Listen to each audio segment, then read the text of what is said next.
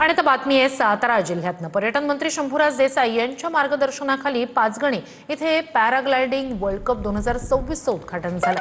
सरकारचं पर्यटन संचालनालय, पाचगणी हायफ्लाय पॅराग्लायडिंग यांच्या संयुक्त विद्यमानं पॅराग्लायडिंग वर्ल्ड कपचं उद्घाटन नितीन पाटील यांच्या हस्ते करण्यात आलं। भारतासह इतर 25 देशातून 200 नामांकित स्पर्धक या स्पर्धेत सहभागी झाले होते।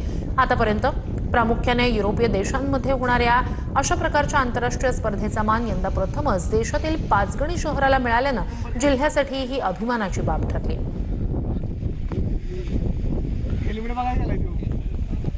पाचगणी हे शहर पॅराग्लायडिंगसाठी नॅचरल स्पॉट आहे।